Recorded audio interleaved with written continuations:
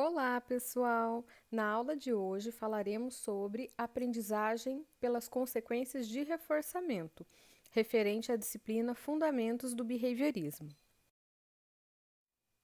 É importante, antes da gente entrar nesse assunto, relembrar o conceito de comportamento operante. Comportamento operante é aquele que produz consequências, modificações no ambiente e é afetado por essas modificações. Entender a respeito de comportamento operante é essencial para que a gente possa compreender como que a gente aprende nossas habilidades e nossos conhecimentos, como, por exemplo, falar, ler, digitar e até mesmo como aprendemos a ser quem somos, a ter a nossa própria personalidade. O comportamento respondente é aprendido por meio do condicionamento respondente. Já a aprendizagem do comportamento operante se dá pelo condicionamento operante, que se refere a comportamentos que são aprendidos em função das suas consequências. A maior parte dos nossos comportamentos produz consequências no ambiente, e essas são mudanças no ambiente. Um comportamento simples, como estender o braço, produz a consequência pegar um saleiro. Mudança no ambiente, o saleiro passa de um lugar para outro. Em vez de estender o braço e pegar um saleiro, é possível emitir outro comportamento que produzirá a mesma consequência: pedir a alguém que lhe passe o saleiro. No primeiro exemplo, o comportamento produziu diretamente a mudança de lugar do saleiro. Já no segundo exemplo, o comportamento modificou diretamente o comportamento de outra pessoa e produziu a mudança de lugar do saleiro. As consequências dos nossos comportamentos vão influenciar suas ocorrências futuras. Dizer que as consequências dos comportamentos chega a afetá-los é o mesmo que dizer que as consequências vão determinar, em algum grau, se os comportamentos que as produziram ocorrerão ou não outra vez, ou se ocorrerão com maior ou menor frequência. Nós só continuamos tendo várias atitudes diárias porque determinadas consequências ocorrem e abandonamos outras em função de suas consequências também. As consequências não têm influência somente sobre comportamentos adequados ou socialmente aceitos. Elas também mantêm ou reduzem a frequência de comportamentos inadequados ou indesejados. Por exemplo, imagine uma situação em que uma pessoa vai sair no sábado e os amigos pedem carona para ela. Com isso, ela começa a dirigir em alta velocidade, para obter como consequência a admiração dos colegas, que riem e elogiam ela. Se o comportamento é influenciado, ou seja, controlado por suas consequências, isso nos dá duas possibilidades de atuação. A primeira delas é que a gente pode manipular as consequências dos comportamentos para que a gente possa compreender melhor como a interação comportamento-consequência ou resposta-consequência se dá. A segunda possibilidade é se os comportamentos das pessoas são controlados por suas consequências, isso significa que podemos modificar os comportamentos das pessoas, programando consequências especiais para esses comportamentos. Algumas crianças sabem exatamente como controlar o comportamento dos pais. Quando elas querem alguma coisa e os pais não dão, elas simplesmente aprontam o maior berreiro, ou seja, faz aquela birra. O que acontece então? Muitos pais atendem à sua vontade, dando à criança o que ela quer no momento em que ela está fazendo a birra. Então, para a criança conseguir um doce ou o que ela quer, ela simplesmente faz birra. Mas qual seria então uma forma adequada de modificar o comportamento de birra da criança? Primeira coisa, não atender o filho quando ele pedir algo de forma inadequada, ou seja, fazendo birra. Segunda coisa, na medida do possível, atender a criança quando ela pedir de forma educada. Algumas crianças são birrentas porque a birra produz consequências que reforçam o seu comportamento. O reforço é um tipo de consequência do comportamento que aumenta a probabilidade de um determinado comportamento voltar a ocorrer. Temos uma relação entre o organismo e seu ambiente, na qual o organismo emite uma resposta, um comportamento, e produz alterações no ambiente. Quando as alterações no ambiente aumentam a probabilidade do comportamento que as produziu voltar a ocorrer, chamamos essa relação de contingência de reforço, que é expressa da seguinte forma: se um comportamento X ocorrer, então a consequência Y ocorre. Cada vez que a criança faz birra, ou seja, emite o comportamento de birra e seus pais a atendem, ou seja, fornecem essa consequência, aumentam-se as chances, ou seja, a probabilidade de que na próxima vez que a criança quiser algo, ela se comporte da mesma forma.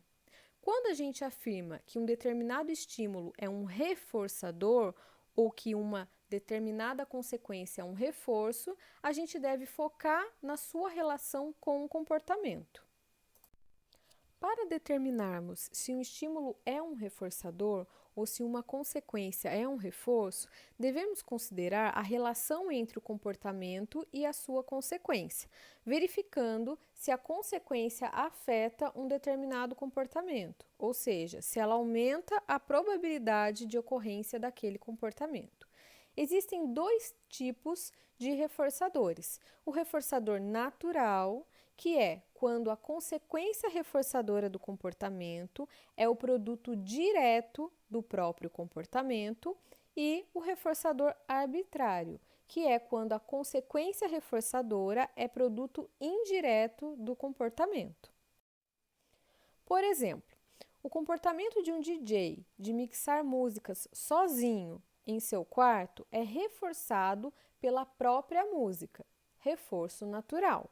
Se ele toca em um bar ou faz um show por dinheiro, falamos em reforço arbitrário.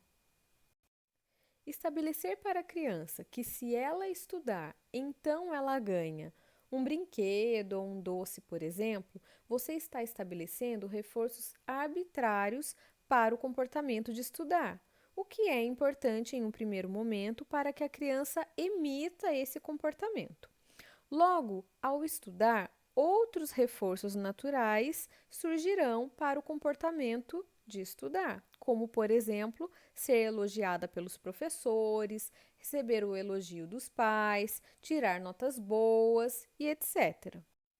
Além de aumentar a frequência de um comportamento reforçado, o reforço ou a consequência reforçadora tem outros dois efeitos sobre o comportamento das pessoas.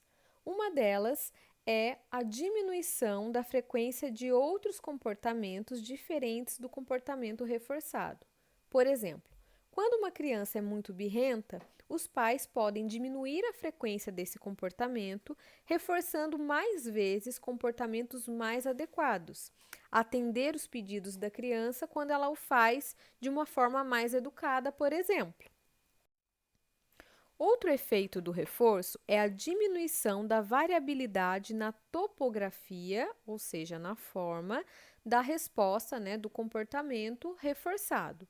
Por exemplo, quando alguém faz uma pergunta e sua resposta for precisa, ou seja, seu interlocutor não ficar com dúvidas, é provável que da próxima vez que lhe fizerem a mesma pergunta, você responda de forma semelhante. A forma como você abre portas, fala, escreve, dirige, entre outros exemplos, é provavelmente quase sempre bem parecida. Agora nós falaremos sobre extinção operante.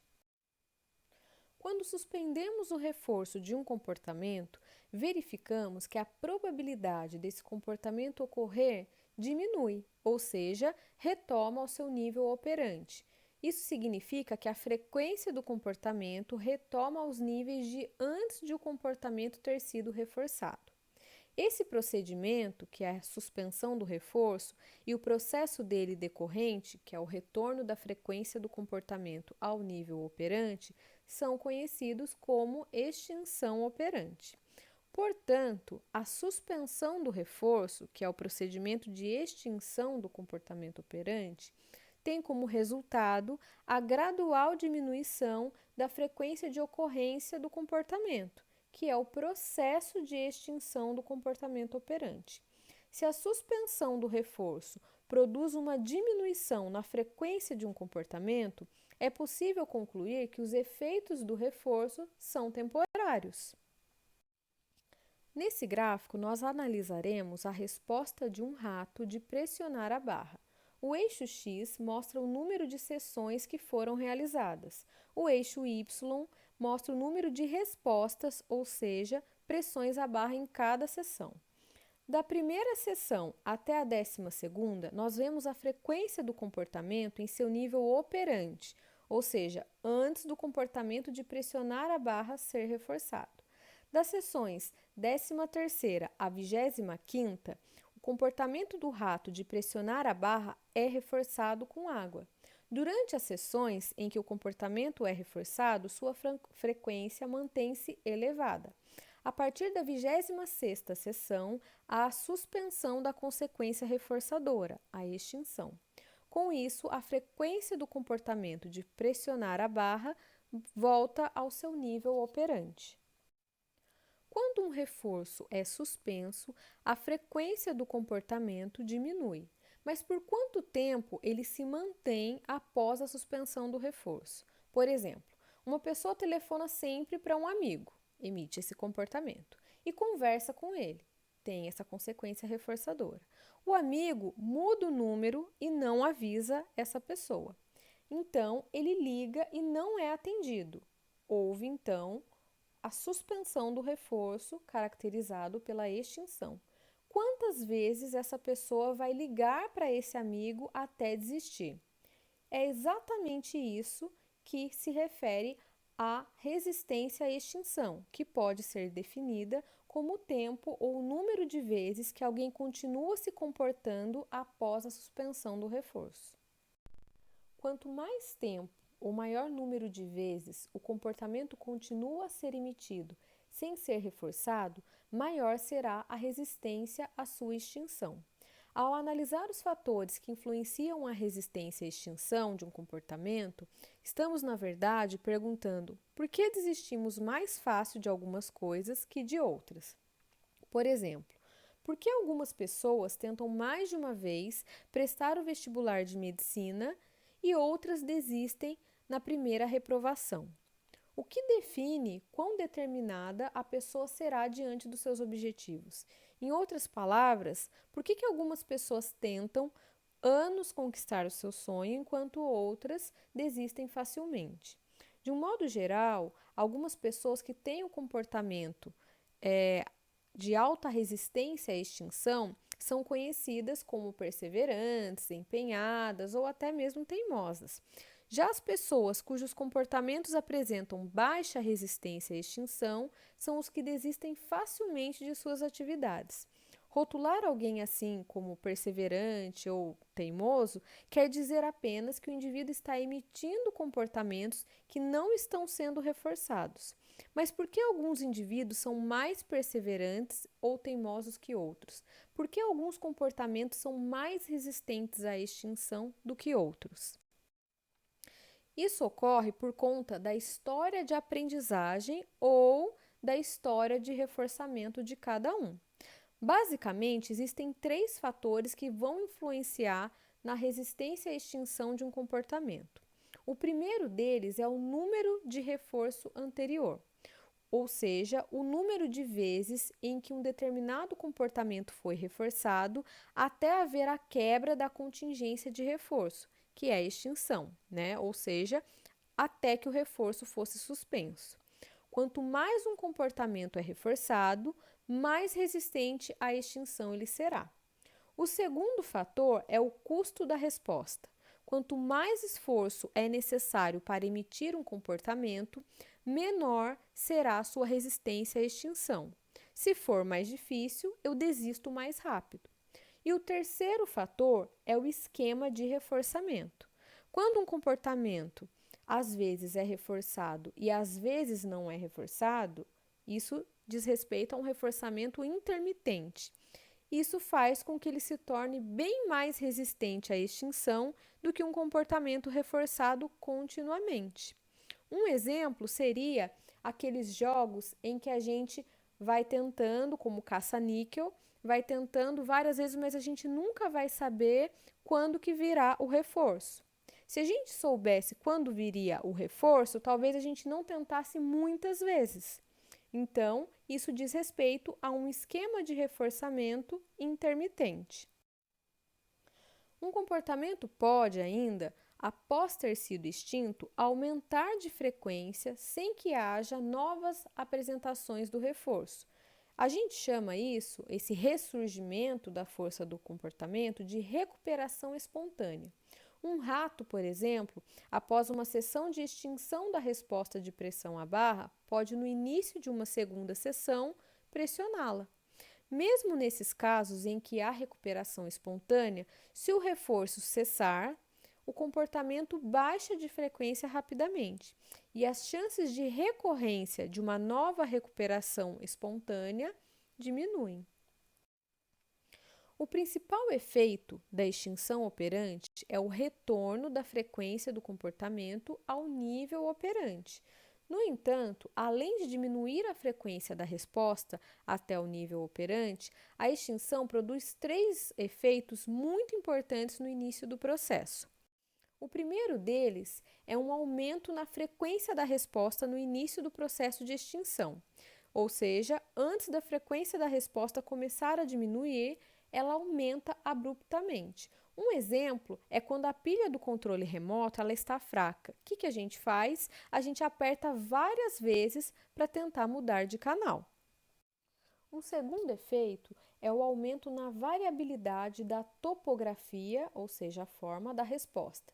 Logo no início do processo de extinção, a forma como o comportamento estava sendo emitida começa a modificar-se.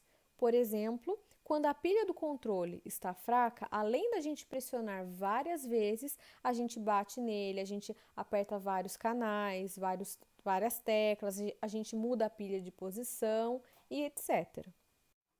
E um terceiro efeito é a eliciação de respostas emocionais, como, por exemplo, a raiva, a ansiedade, a irritação, a frustração. É só você tentar se lembrar de algumas vezes em que algum comportamento seu foi colocado em extinção.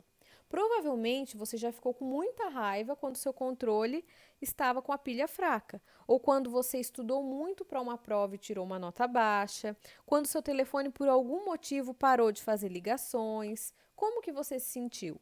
É bem provável que algumas respostas emocionais tenham surgido. E para finalizar a aula de hoje, nós falaremos sobre o processo de modelagem. Os comportamentos novos que a gente aprende surgem a partir de comportamentos que já existem em nosso repertório comportamental. E a modelagem é um procedimento de reforçamento diferencial de aproximações sucessivas de um comportamento. O resultado final desse processo de modelagem é um novo comportamento. O reforçamento diferencial é um processo que consiste em você reforçar algumas respostas que vão obedecer a algum critério que você estabeleceu e não reforçar outras respostas similares. Usamos na modelagem o reforçamento diferencial, que seria então reforçar algumas respostas e extinguir outras similares, e aproximações sucessivas, que é você exigir gradualmente comportamentos mais próximos do comportamento-alvo, a fim de ensinar um novo comportamento, sendo uma característica fundamental da modelagem a imediaticidade do reforço, ou seja, quanto mais próximo temporalmente da resposta o reforço estiver, mais eficaz ele será. Um exemplo do processo de modelagem é uma pessoa ensinando um bebê a falar mamãe. Os bebês já nascem emitindo diversos sons diferentes. Uma hora, o bebê emite um som parecido com mã. Quando isso ocorre, a mãe reforça, a mãe beija, abraça, elogia, bate palma, e a consequência desse comportamento nada mais é do que receber a atenção e o carinho da mãe. Só que depois de um tempo, provavelmente a mãe irá parar de dar tanta atenção só dele falar mã. Certamente o bebê em algum momento vai falar mamã ou algo muito parecido com isso. E lá estará sua mãe de novo para reforçar esse comportamento, beijando, abraçando, dando carinho, afeto, atenção. Só que, de novo, a mãe vai parar de dar atenção, que é o processo de extinção. E o processo vai continuar até o bebê dizer mamãe, que é o comportamento final que a mãe espera do bebê. Esse procedimento é um exemplo do processo de modelagem. A aula de hoje foi baseada no livro Princípios Básicos de Análise do Comportamento, do Moreira e Medeiros, o capítulo 3. Obrigada por ter assistido a aula de hoje.